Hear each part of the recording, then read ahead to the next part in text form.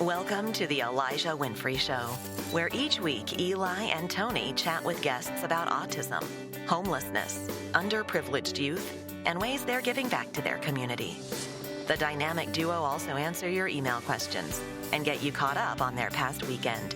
So, sit back, relax, and get ready for a terrific show. Here are your hosts, Elijah Winfrey and Toni Boucher.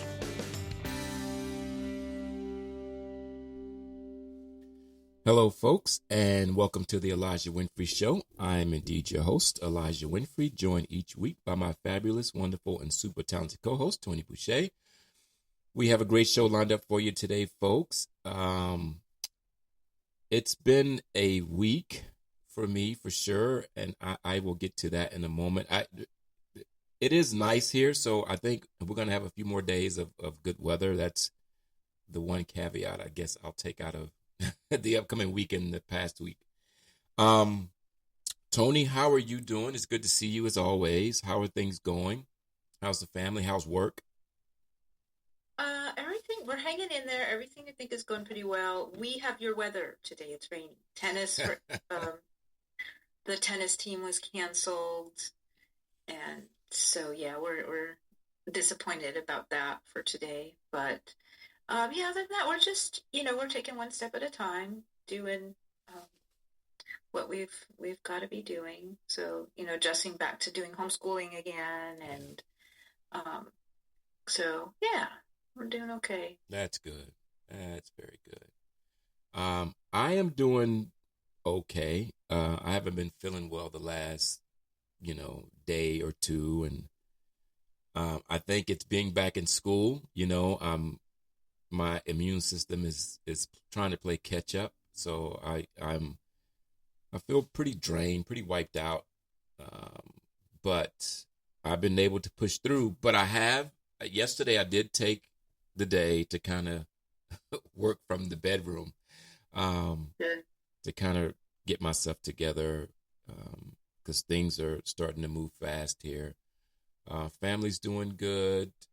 Jordan's first week of school went really well. He was excited about being there, and he does everything that I never did. Like, I'm not gonna say I hated school, but I didn't really want to go, Yeah. But he really wants to go. I think he's developing these really close friendships with his friends that, Right.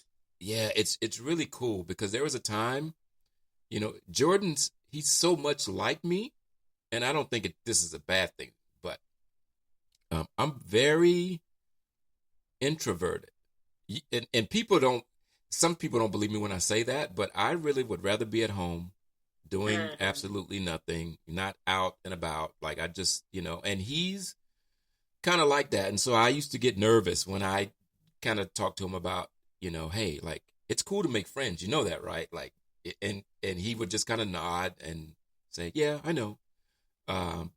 So I used to worry about that, but to see him have as many friends as he has now, and he's always talking to him every day, it's pretty cool.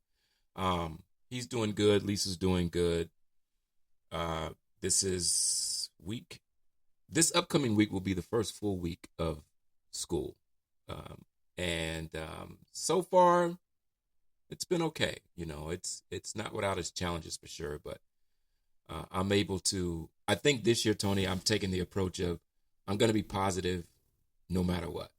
Right? I'm not going to have those days where I'm like, I'm dragging, or I'm like, I don't want to really, do things or engage much. I'm going to keep it positive the whole year and really try to process this as best I can. So far, so good. So are you saying that you're just going to make sure that you are seeing the bright side of things, and that your mindset is really healthy? Is that what you're meaning by be positive? Yes. Okay.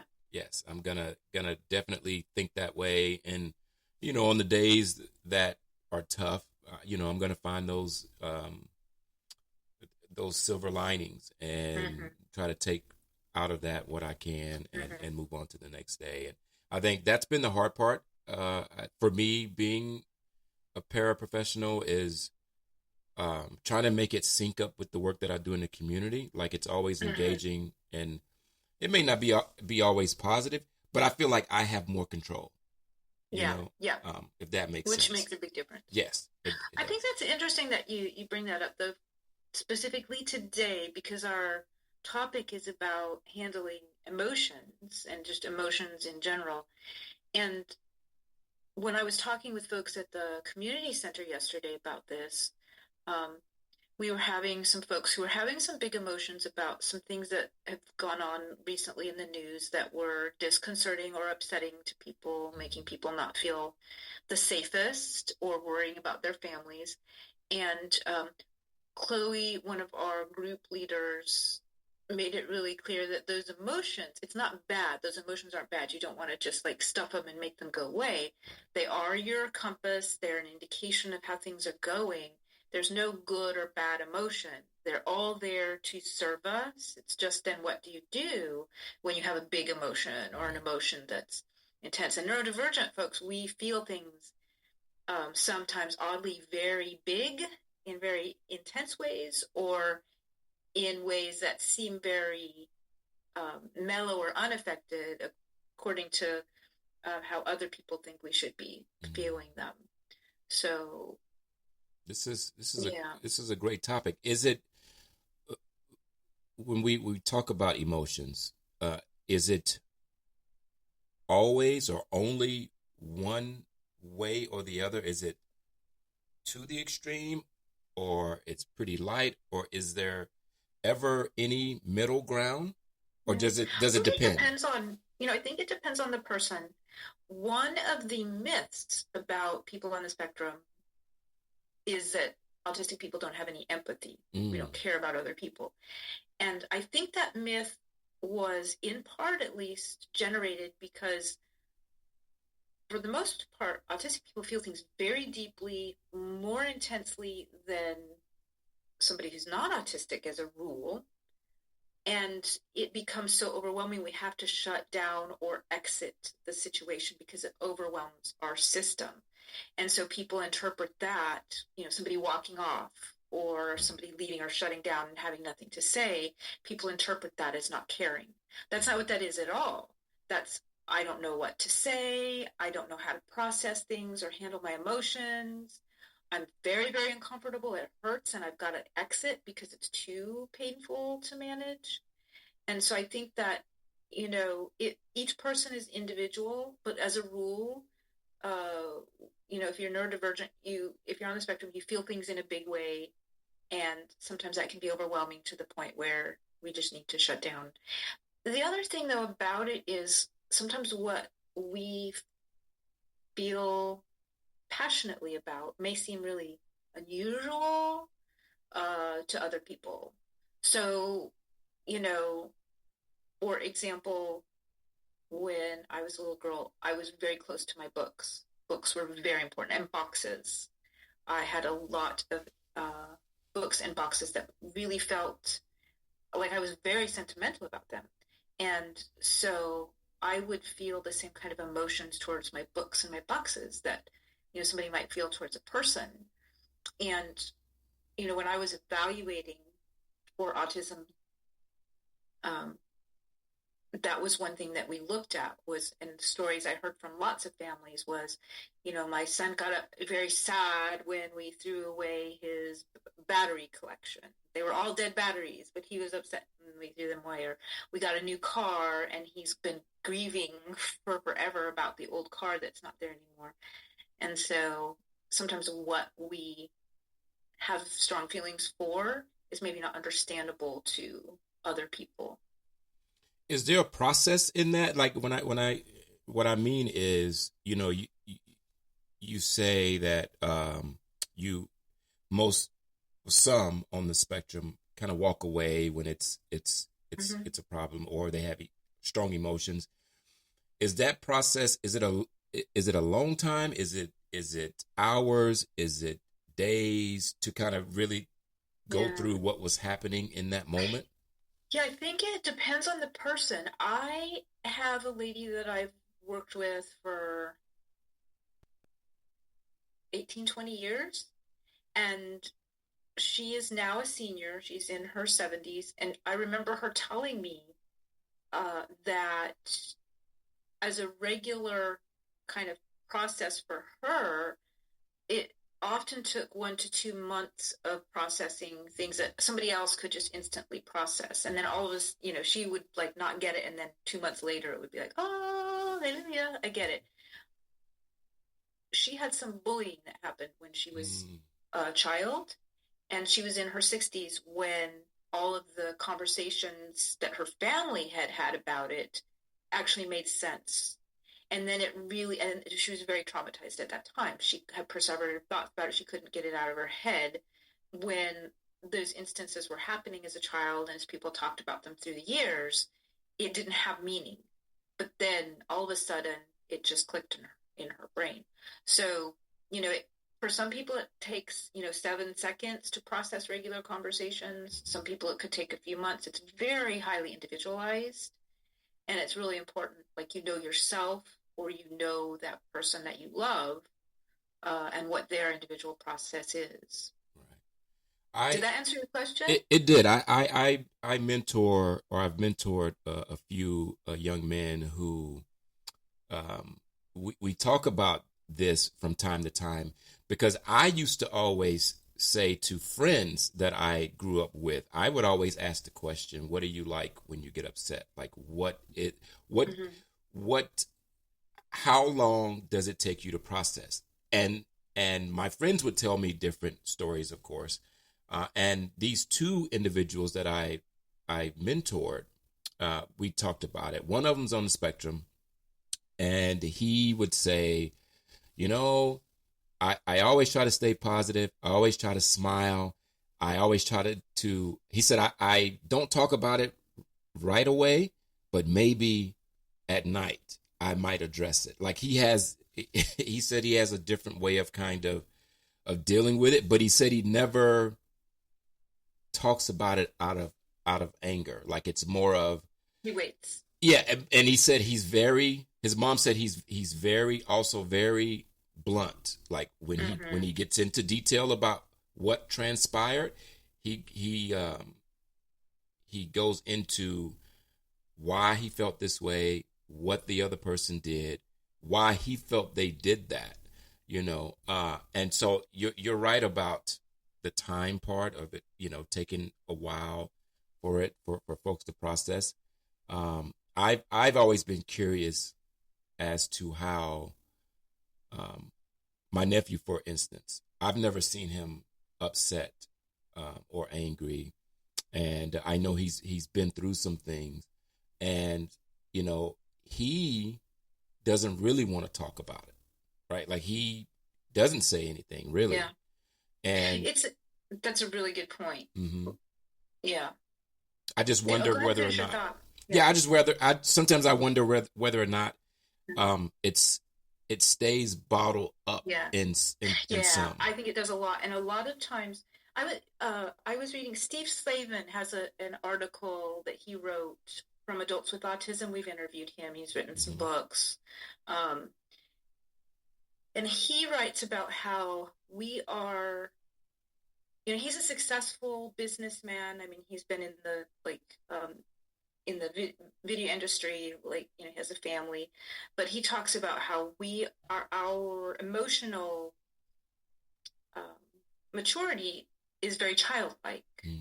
And so you might have somebody who's 18, 20, but developmentally their emotional level is more like at a 3-year or 5-year-old. And I know we have that sometimes with just, regular adults. Like you see that, grown man who doesn't manage his anger and he's, acting like the 2-year-old. But I think that's very prevalent in the neurodivergent, world. And it takes us longer to develop those emotions over time. And for a lot of the teens that I work with, they're simply not ready to deal with those painful emotions. All they can do is just kind of shove them away and pretend they're not there because they are too painful at that moment or too overwhelming at that moment to deal with. And in my experience, what I find is that these guys mature over time as they develop. They get to the point where they're better able to manage those emotions. Right. And in larger doses.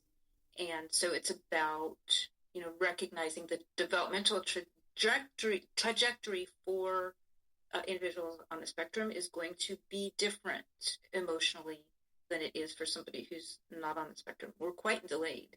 And, I always, when I'm talking to families or to clients about that, I give the analogy, if you are a parsley seed and I put you in the ground and you're going to germinate in a few days and we're going to see sprouts right away.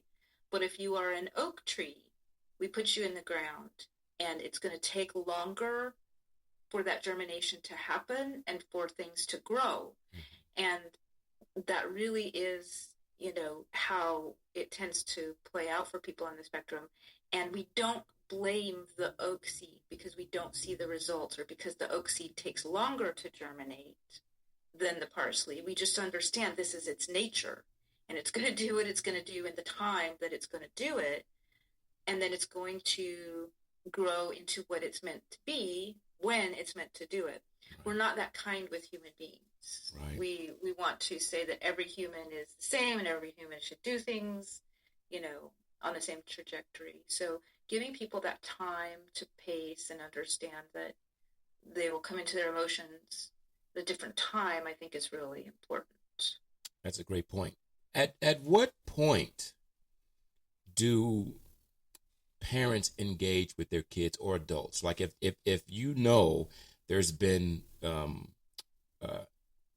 an incident that caused your child to become frustrated, but your child doesn't open up to you right away.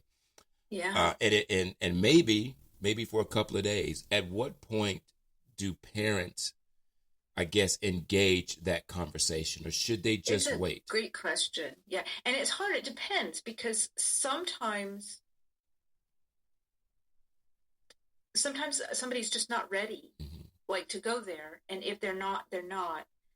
I do think it's important for parents, teachers to really be giving vocabulary, be giving a voice to emotions, and also be giving a description. So a lot of times we find that autistic people show their anxiety through how they're feeling. So if you've got a really, kind of psychosomatic person who constantly has a stomach ache, constantly has a headache, that could be a manifestation of feeling depressed or anxious.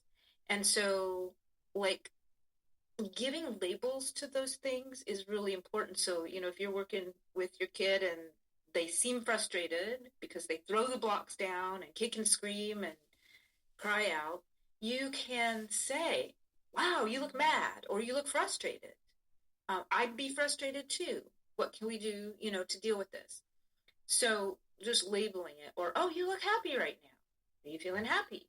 Just providing that reinforcement for the language so that it can be processed. And then, just understanding that it may take more time for that to all sink in. I just think of, even for me, it's easy to see that sometimes with kids who are clearly who are younger and still, working through their skills and stuff. But that's also true for those of us who are adults who seem to be functioning okay.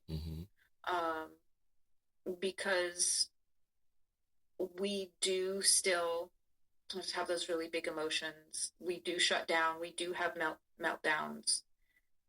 And just because we're masking or we look like we're doing all right doesn't mean that we necessarily are. Right. So don't assume that just because somebody seems to be okay. I work with so many teens and adults who got so burnt out in high school.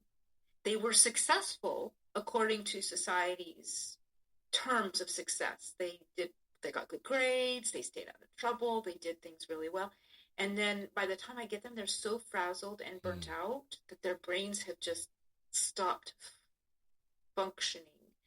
And a big piece of that is that emotionality, dealing with lots of, anxiety or worries, and not having a good outlet or way to get those addressed because,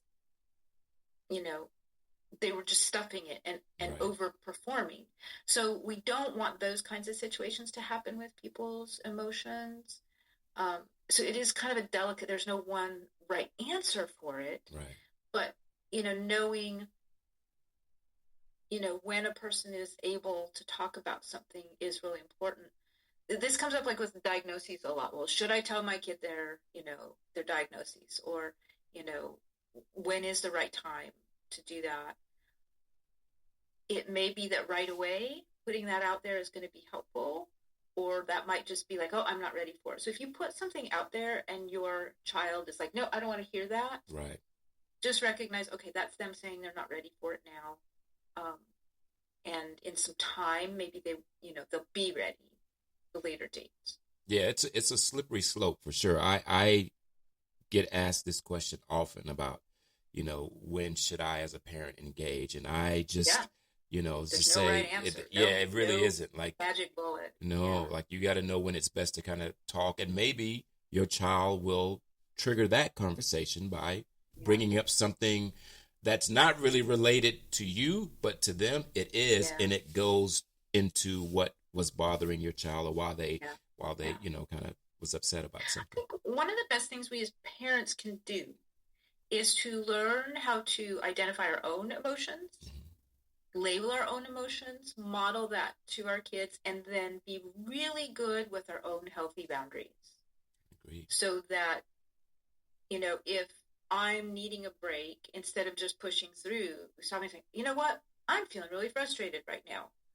I'm going to go take a walk around the block, or I'm just going to go sit with a cup of tea and read a book for 15 minutes, or binge on Netflix, or, whatever it's going to be.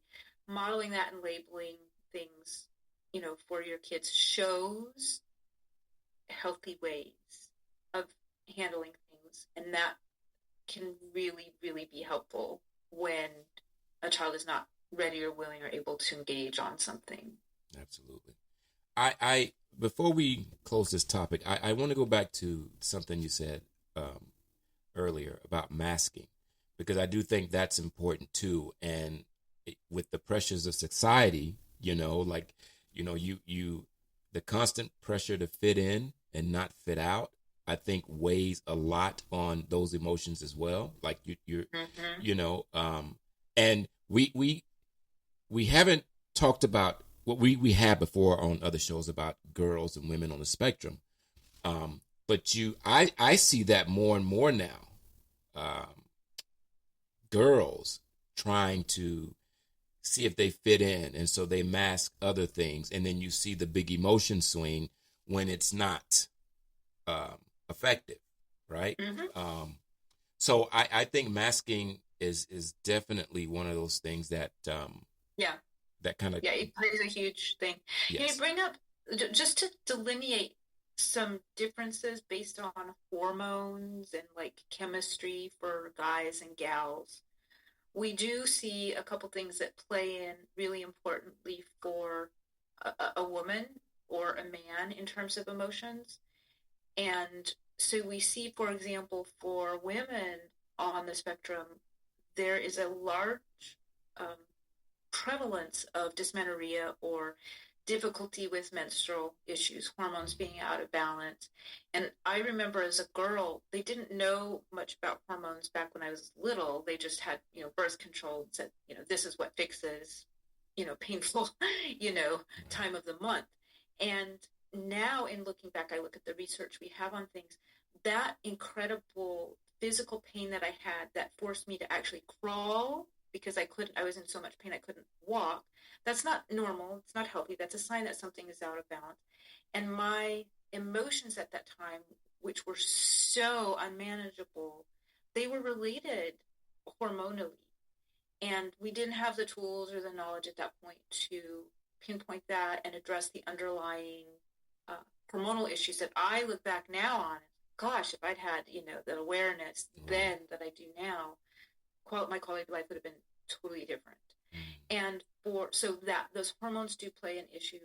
A lot of women talk about, different stages of our lives where those hormones are affecting how we feel and how our tolerance for things. And it is a legitimate, real issue that ebbs and flows throughout life. Women who Right. get into perimenopause and menopause, you're going to start feeling some different emotions then that will impact, your life. Right. And it's not like you go and you fix your emotions and everything is fine. It's like Correct. that's the process. And men have similar trajectories where as they're, coming into their manhood, that rise of testosterone, we see a lot of young men who balance out at that time. And then we also see a lot of young men who get so angry and just really explosive.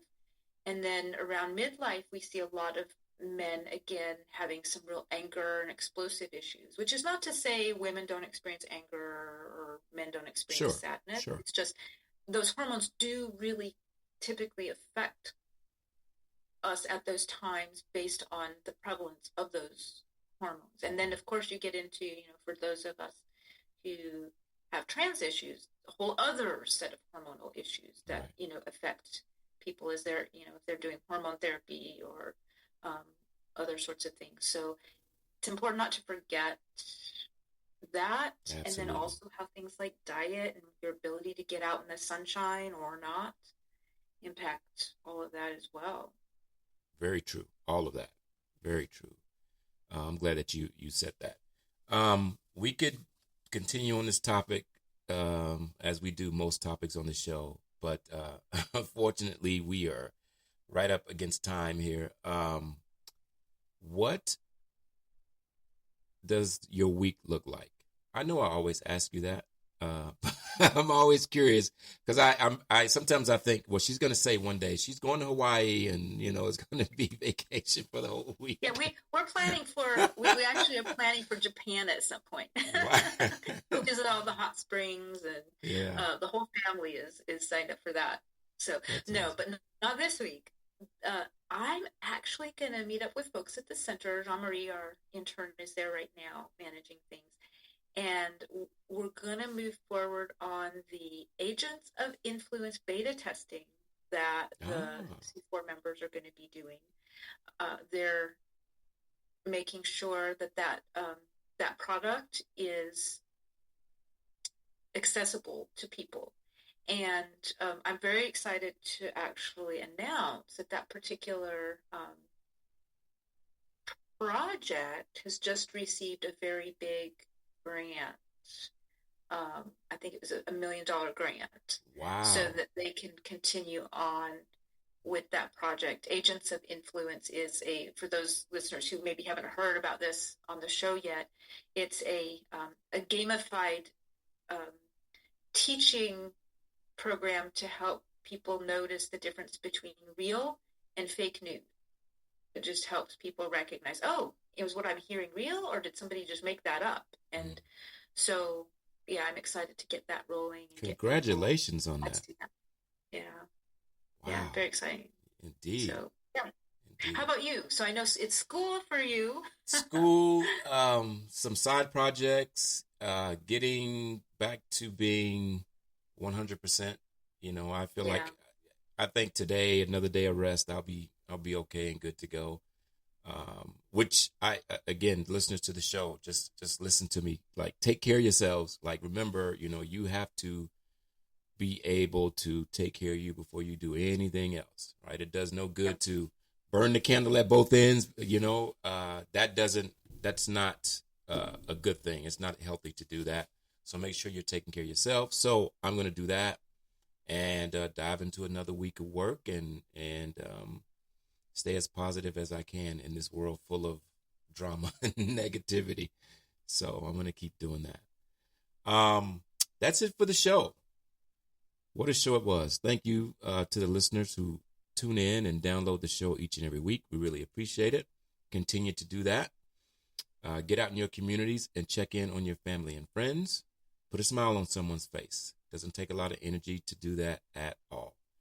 Thank you for listening to the Elijah Winfrey Show. Please be sure to download this show wherever you download your favorite podcast. Till next week, take care. Bye-bye.